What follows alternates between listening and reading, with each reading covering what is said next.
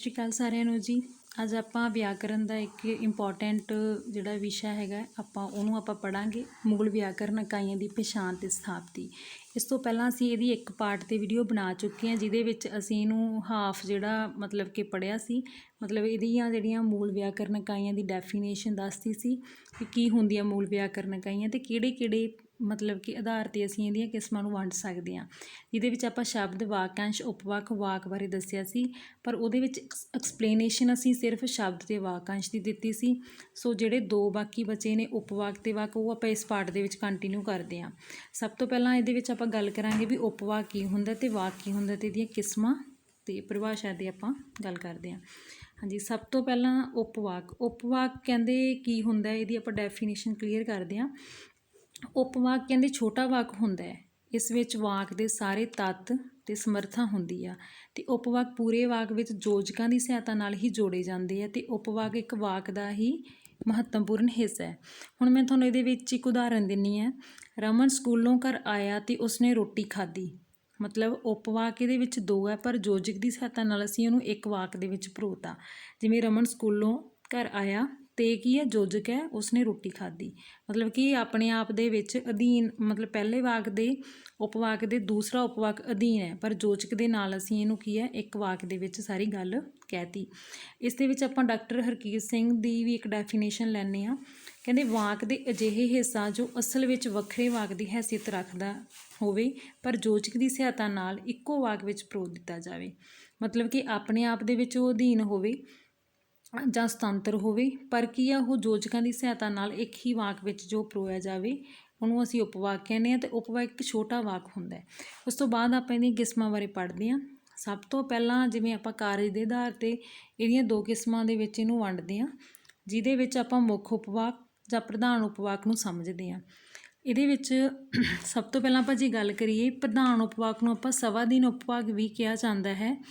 ਇਹ ਉਪਵਾਕ ਜਿਸ ਵਿੱਚ ਕਿਰਿਆ ਮੁੱਖ ਰੂਪ ਵਿੱਚ ਹੁੰਦੀ ਹੈ ਅਤੇ ਇਸ ਜਿਹੜਾ ਉਪਵਾਕ ਹੈ, ਇਹਦੇ ਵਿੱਚ ਉਪਵਾਕ ਜਿਹੜਾ ਆਪਣਾ ਕਾਰਜ ਨਿਭਾਉਂਦਾ ਹੈ, ਪਰ ਸੁਤੰਤਰ ਹੋ ਕੇ ਕਿਵੇਂ, ਇਹਦੇ ਵਿੱਚ ਉਪਵਾਕ ਕੀ ਹੈ, ਸੁਤੰਤਰ ਰੂਪ ਦੇ ਵਿੱਚ ਹੁੰਦਾ। ਜਿਵੇਂ ਆਪਾਂ ਕਹਿ ਸਕਦੇ ਹਾਂ, ਗਗਨ ਅੰਮ੍ਰਿਤਸਰ ਗਿਆ ਪਰ ਸੁਰਿੰਦਰ ਨੂੰ ਲੁਧਿਆਣੇ ਭੇਜਿਆ।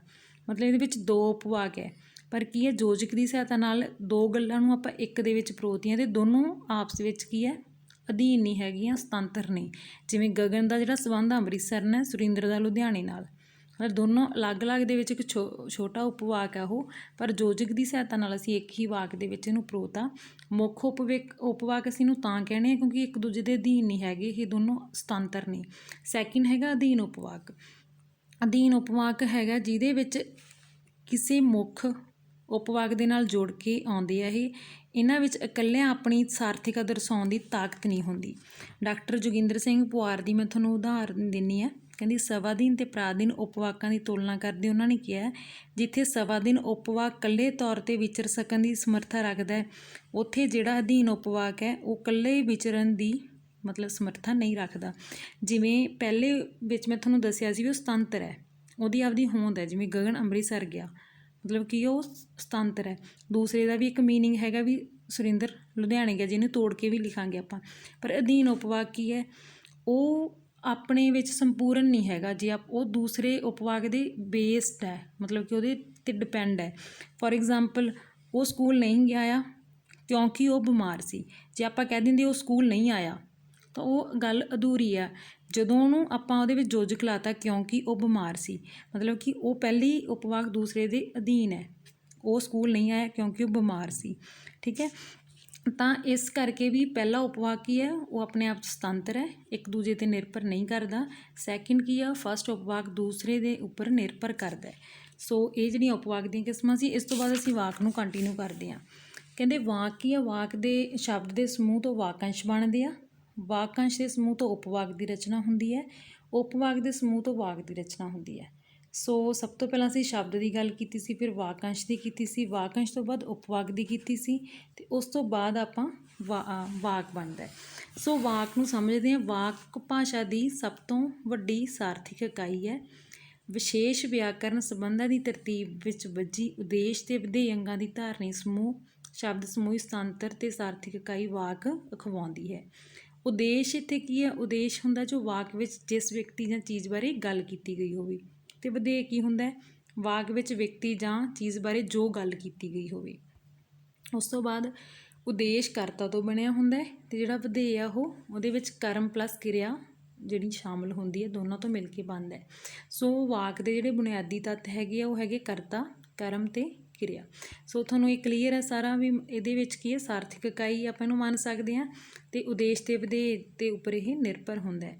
ਉਸ ਤੋਂ ਬਾਅਦ ਇਹਦੀ ਆਪਾਂ ਜੇ ਗੱਲ ਕਰੀਏ ਵੀ ਕਿਸਮਾਂ ਦੀ, ਇਹਦੇ ਵਿੱਚ ਬਣਤਰ ਦੇ ਆਧਾਰ 'ਤੇ ਅਸੀਂ ਇਹਨੂੰ 3 ਭਾਗਾਂ 'ਚ ਵੰਡਦੇ ਹਾਂ: ਸਧਾਰਨ ਵਾਕ, ਸੰਯੁਕਤ ਵਾਕ ਅਤੇ ਮਿਸ਼ਰਿਤ ਵਾਕ। ਸਧਾਰਨ ਵਾਕ ਹੁੰਦੇ ਆ ਵੀ ਆਪਾਂ ਕਹਿ ਸਕਦੇ ਹਾਂ ਵੀ ਸਧਾਰਨ ਵਾਕ ਵਿੱਚ ਸਿਰਫ ਇੱਕ ਹੀ ਉਪਵਾਕ ਹੁੰਦਾ ਹੈ।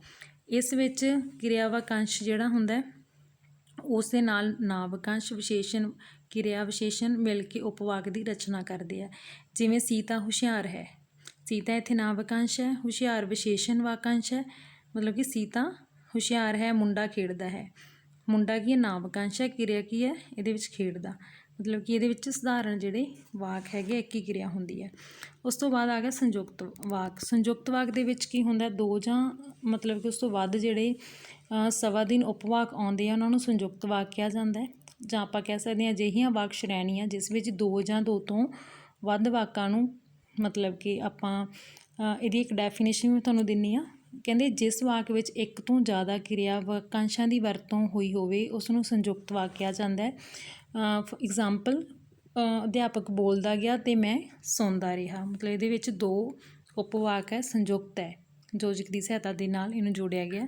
ਨੈਕਸਟ ਹੈਗਾ ਮਿਸ਼ਰਿਤ ਵਾਕ। ਇੱਕ ਤੋਂ ਵੱਧ ਕਿਰਿਆਵਾਂ ਵਾਲੇ ਉਹ ਵਾਕ ਨੂੰ ਮਿਸ਼ਰਿਤ ਵਾਕ ਕਿਹਾ ਜਾਂਦਾ ਹੈ ਜਿਸ ਵਿੱਚ ਉਹ ਕਹਿੰਦੇ ਮੁੱਖ ਵਾਕ ਉਪਵਾਕ ਹੁੰਦਾ ਹੈ, ਮਤਲਬ ਪ੍ਰਧਾਨ ਉਪਵਾਕ, ਅਤੇ ਬਾਕੀ ਸਾਰੇ ਉਸ ਦੇ ਅਧੀਨ ਹੁੰਦੇ ਆ। ਜਿਵੇਂ ਮੈਂ ਤੁਹਾਨੂੰ ਪਿੱਛੇ ਸਮਝਾਇਆ ਸੀ ਉਪਵਾਕ ਦੇ ਵਿੱਚ, ਜਿਵੇਂ ਜੇ ਵਿਦਿਆਰਥੀ ਮਿਹਨਤ ਕਰਨਗੇ ਤਾਂ ਪਾਸ ਹੋ ਜਾਣਗੇ। ਮਤਲਬ ਪਹਿਲੀ ਜਿਹੜੀ ਗੱਲ ਆ ਉਹ ਦੂਸਰੇ ਦੇ ਨਾਲ ਡਿਪੈਂਡ ਹੈ, ਨਹੀਂ ਤਾਂ ਉਹ ਸੰਪੂਰਨ ਨਹੀਂ ਹੈਗਾ ਵਾਕ। ਇਹ ਮਿਸ਼ਰਿਤ ਵਾਕ ਹੈ। ਸੰਯੁਕਤ ਵਾਕ ਕੀ ਹੈ? ਜਿਹਦੇ ਵਿੱਚ ਪ੍ਰਧਾਨ ਉਪਵਾਕ ਦੀ ਗੱਲ ਹੋਊਗੀ ਜਿਹੜਾ ਦੂਸਰੇ 'ਤੇ ਡਿਪੈਂਡ ਨਹੀਂ ਹੈਗਾ। ਠੀਕ ਹੈ, ਤਾਂ ਇਹਦੇ ਵਿੱਚ ਆਪਾਂ ਗੱਲ ਕਰਾਂਗੇ ਜੋ ਦੂਸਰੇ, ਜਿਵੇਂ ਕਸਰਤ ਕਰਦਾ ਹਾਂ ਤਾਂ ਜੋ ਤਕੜਾ ਹੋ ਜਾਵਾਂ। ਕਾਲਜ ਜਾਂਦਿਆਂ ਮੈਨੂੰ ਪੈਦਲ ਤੁਰਨਾ ਪਿਆ ਕਿਉਂਕਿ ਮੇਰੀ ਸਾਈਕਲ ਖਰਾਬ ਸੀ। ਮਤਲਬ ਇਹ ਮਿਸ਼ਰਿਤ ਵਾਕ ਦੀਆਂ ਜਿਹੜੀਆਂ ਉਦਾਹਰਨ ਹੈ। ਉਸ ਤੋਂ ਬਾਅਦ ਆਪਾਂ ਗੱਲ ਕਰਦੇ ਹਾਂ ਕਾਰਜ ਦੇ ਆਧਾਰ 'ਤੇ। ਕਾਰਜ ਦੇ ਆਧਾਰ 'ਤੇ ਆਪਾਂ ਜਿਵੇਂ ਆਪਾਂ ਕਹਿ ਸਕਦੇ ਹਾਂ ਬਿਆਨੀਆ ਵਾਕ। ਜਿਸ ਵਾਕ ਵਿੱਚ ਨਾ ਕੋਈ ਪ੍ਰਸ਼ਨ ਪੁੱਛਿਆ ਗਿਆ ਹੋਵੇ ਅਤੇ ਨਾ ਹੀ ਕੋਈ ਹੁਕਮ ਜਾਂ ਨਾ ਬੇਨਤੀ ਕੀਤੀ ਗਈ ਹੋਵੇ ਉਸ ਨੂੰ ਬਿਆਨੀਆ ਵਾਕ ਕਹਿੰਦੇ ਹਾਂ। ਇਸ ਵਾਕ ਵਿੱਚ ਕਿਸੇ ਚੀਜ਼ਾਂ ਦਾ ਵਰਣਨ ਅਤੇ ਘਟਨਾ ਬਾਰੇ ਜਾਣਕਾਰੀ ਦਿੱਤੀ ਜਾਂਦੀ ਹੈ। 2 ਰੂਪ ਇਹਦੇ ਹੈਗੇ ਆ, ਇੱਕ ਹਾਂ ਵਾਚਕ ਵਾਕ ਹੁੰਦੇ, ਇੱਕ ਨਾ ਵਾਚਕ। ਜਿਹਦੇ ਵਿੱਚ ਪੋਜ਼ੀਟਿਵ ਗੱਲ ਹੋਵੇ ਉਹ ਹਾਂ ਵਾਚਕ ਹੈ ਜੀ, ਨੈਗੇਟਿਵ ਥੋਟ ਹੋਣ ਜਾਂ ਨੈਗੇਟਿਵ ਗੱਲ ਹੋਵੇ ਉਹ ਕੀ ਨਾ ਵਾਚਕ। ਅਤੇ ਜਿਹੜਾ ਇਹਨਾਂ ਦਾ ਸੰਬੰਧ ਹੈਗਾ ਉਹ ਭੂਤਕਾਲ, ਵਰਤਮਾਨ ਅਤੇ ਭਵਿੱਖ ਕਾਲ ਦੀਆਂ ਕਿਰਿਆਵਾਂ ਨਾਲ ਵੀ ਹੋ ਸਕਦਾ ਹੈ। ਉਸ ਤੋਂ ਬਾਅਦ ਜੇ ਆਪਾਂ ਗੱਲ ਕਰੀਏ ਪ੍ਰਸ਼ਨਵਾਚਕ ਵਾਕ, ਜਿਸ ਵਾਕ ਵਿੱਚ ਕੋਈ ਪ੍ਰਸ਼ਨ ਜਾਂ ਆਪਾਂ ਕਹਿ ਸਕਦੇ ਹਾਂ ਉਚਾਰਨ ਲਹਿਜੇ ਨਾਲੋਂ ਕੋਈ ਪ੍ਰਸ਼ਨ ਪੁੱਛਿਆ ਗਿਆ ਹੋਵੇ। ਜਿਵੇਂ ਇਗਜ਼ਾਮਪਲ ਦਿੰਦੀ ਹਾਂ ਮੈਂ ਤੁਹਾਨੂੰ, ਤੁਹਾਡਾ ਘਰ ਕਿੱਥੇ ਹੈ, ਤੁਸੀਂ ਕਿੱਥੇ ਜਾ ਰਹੇ ਹੋ, ਤੁਹਾਡੀ ਕਿਤਾਬ ਕਿੱਥੇ ਹੈ, ਤੁਸੀਂ ਅਧਿਆਪਕ ਹੋ। ਮਤਲਬ ਜਿਹਦੇ ਵਿੱਚ ਕੋਈ ਕੁਐਸਚਨ ਕੀਤਾ ਗਿਆ ਹੋਵੇ ਜਾਂ ਉਹਦੇ ਵਿੱਚ ਆਪਾਂ ਹਾਂ ਜਾਂ ਨਾ ਵਾਲੇ ਸ਼ਬਦ ਵੀ ਉਹਦੇ ਵਿੱਚ ਆਪਾਂ ਵਰਤ ਸਕਦੇ ਹਾਂ। ਹੁਕਮੀ ਵਾਕ ਦੇ ਵਿੱਚ ਆ ਗਏ ਜਿਸ ਵਾਕਾਂ ਵਿੱਚ ਕਿਸੇ ਨੂੰ ਕੋਈ ਬੇਨਤੀ ਕੀਤੀ ਗਈ ਹੋਵੇ, ਕੋਈ ਹੁਕਮ ਜਾਂ ਆਗਿਆ ਦਿੱਤੀ ਗਈ ਹੋਵੇ। ਜਿਵੇਂ ਇਹਦੇ ਵਿੱਚ ਆਪਾਂ ਅੱਗੇ 2 ਤਰ੍ਹਾਂ ਦੇ ਆ, ਇਹ ਆਗਿਆਵਾਚਕ ਵਾਕ ਅਤੇ ਬੇਨਤੀਵਾਚਕ ਵੀ ਆਪਾਂ ਕਹਿ ਸਕਦੇ ਹਾਂ। ਜਿਵੇਂ ਇਹਦੀਆਂ ਉਦਾਹਰਨਾਂ ਮੈਂ ਤੁਹਾਨੂੰ ਦੇਵਾਂ, ਮਿਹਨਤ ਕਰੋ, ਲੜਾਈ ਨਾ ਕਰੋ, ਮੇਰੀ ਗੱਲ ਧਿਆਨ ਨਾਲ ਸੁਣੋ। ਸੋ ਇਹ ਜਿਹੜੀਆਂ ਸਾਰੀਆਂ ਕਿਸਮਾਂ ਸੀਗੀਆਂ ਇਹ ਵਾਕ ਦੀਆਂ ਸੀ। ਤਾਂ ਸੋ ਮੂਲ ਵਿਆਕਰਨ ਇਕਾਈਆਂ ਦੇ ਵਿੱਚ ਅਸੀਂ 4 ਭਾਗਾਂ ਦੇ ਵਿੱਚ ਇਹਨੂੰ ਵੰਡਿਆ ਸੀ: ਸ਼ਬਦ, ਵਾਕੰਸ਼, ਉਪਵਾਕ ਅਤੇ ਵਾਕ। ਸੋ ਇਹਨਾਂ ਦੀਆਂ ਸਾਰੀਆਂ ਜਿਹੜੀਆਂ ਹੈਗੀਆਂ ਡੈਫੀਨੇਸ਼ਨ, ਤਾਂ ਇਹਦੇ ਵਿੱਚ ਕੋਸ਼ਿਸ਼ ਕੀਤੀ ਹੈ ਤੁਸੀਂ ਪੂਰਾ ਇਹਨੂੰ ਸਮਝ ਸਕੋ। ਸੋ ਆਸ ਕਰਦੇ ਹਾਂ ਤੁਹਾਨੂੰ ਇਹਦੇ ਤੋਂ ਕਾਫੀ ਜਾਣਕਾਰੀ ਜਿਹੜੀ ਮਿਲੀ ਹੋਊਗੀ। ਸੋ ਧੰਨਵਾਦ।